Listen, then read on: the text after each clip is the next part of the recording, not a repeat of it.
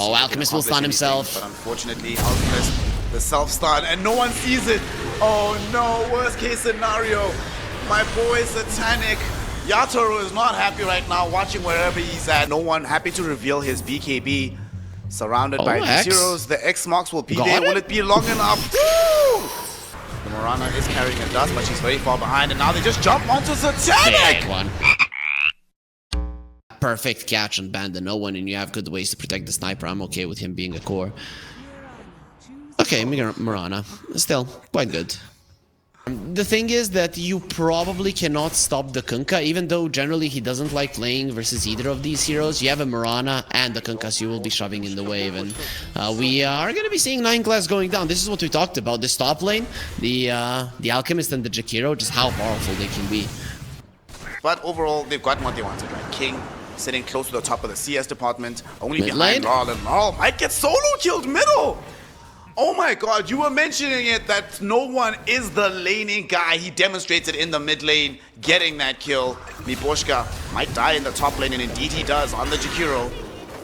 So very quickly we see the side here of Bandanoone getting 2 kills, but the most important one, a solo kill mid, Harry. Now no one has the net worth advantage, got that earlier kill. Pretty much equivalent in the CS department as well, which is also something I rarely see. He's playing so going well. Back. Tornado committed onto Laurel. With the cold snap, He's gone. Bramble Maze will be there, and the Shadow Realm hit And from bottom Nice lane. Loss kills off the sniper. Bottom lane, they almost killed Malik on the Kunkka.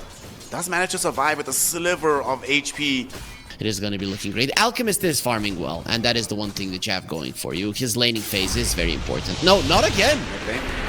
Going back for Laurel, cold snap out, and they got the Brambles. He does manage to move through them, but even bringing in Ducalis, blood grenade thrown out, another Shadow Realm hit, and that's a killing spree for the Dark Widow. Arrow. They will lose Ducalis underneath the tier 1 tower. The arrow from Rue connected flush on that one.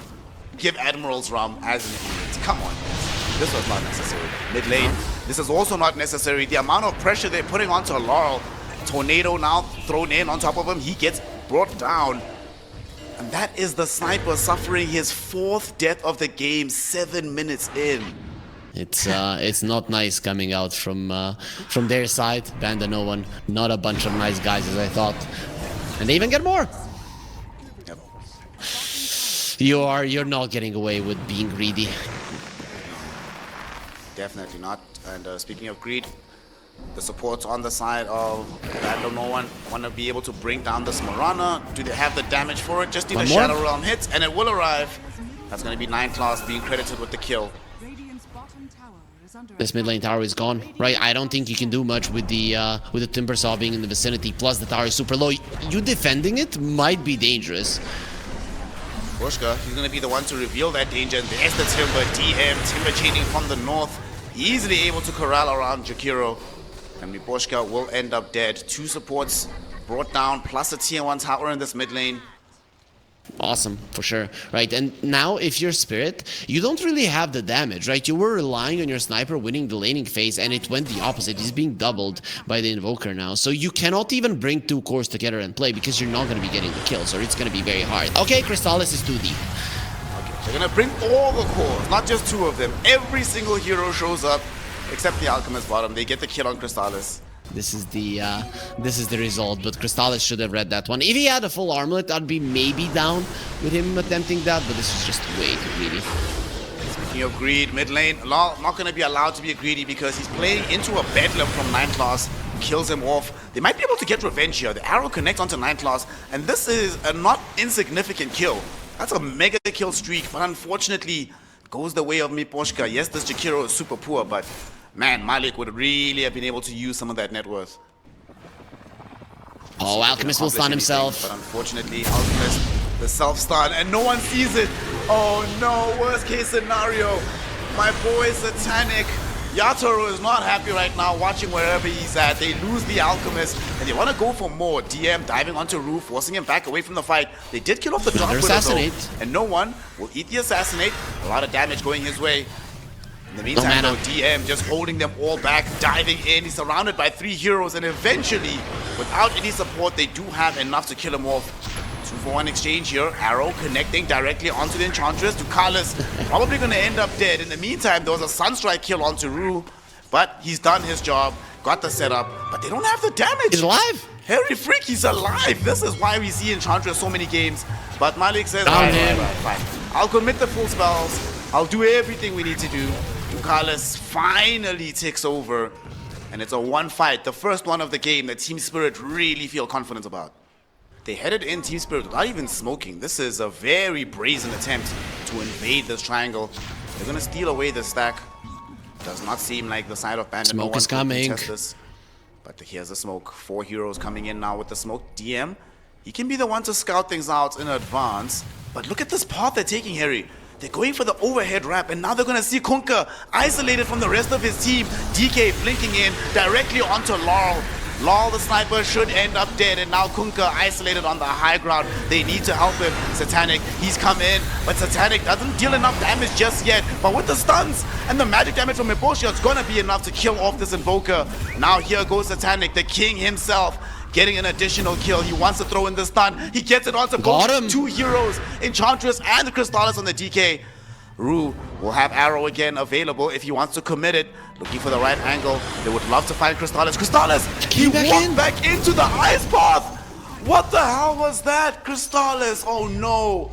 He gives up his life, Harry. Makes it a 4-hero fight. And Team Spirit happy to have sacrificed their cause because they finally get an advantage in this game. Onto the Dragonite as well. I think what happened to Crystallis there is that he clicked Sunstrike off the mark. It's still a dead Laurel. No way. The guys in the back that we don't see, Miposhka and okay, Miposhka we do see, but Silent that has been with the team for a very long period of time. Coaches have become more important than ever. They're really people that change the team. Bottom lane, Laurel getting aggressed onto again. No one happy to reveal his BKB.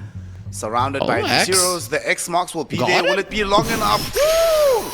Baby, 9-second BKB for the win. Literally the last second kept him alive. Yet again, DM is the one leading the charge, hoping that they take the bait jump on him.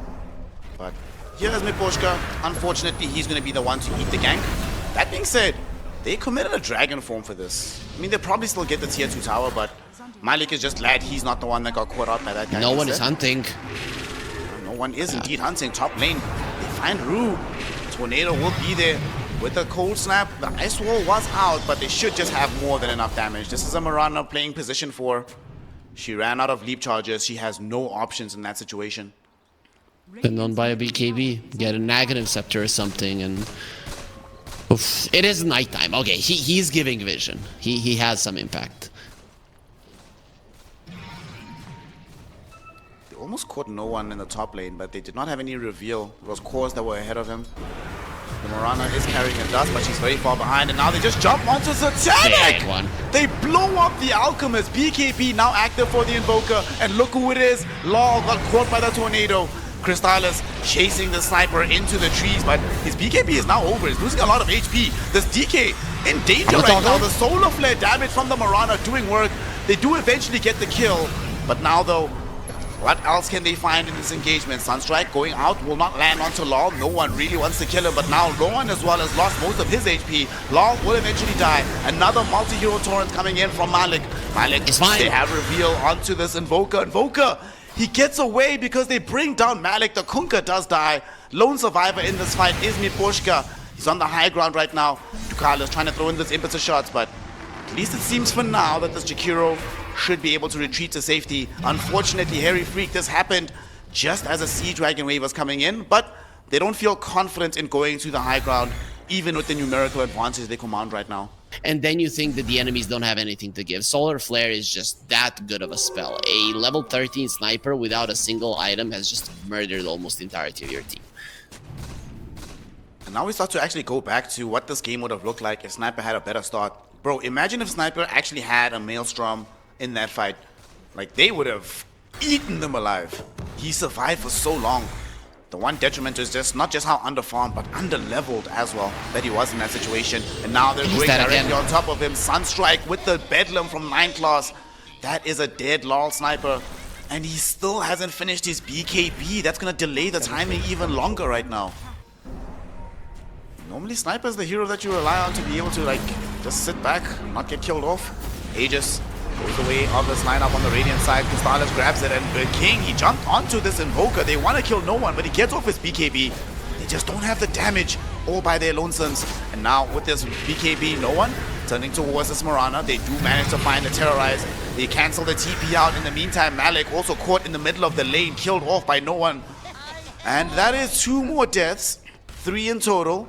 Yeah, that was very smart from their side as well, right? Spirit are never gonna jump the Dragonite if they don't know exactly where the enemies are at, and they were just farming the entire Dragonite. But Spirit, granted, they do have really good wards, and now they're gonna be jumping on the Dark Willow.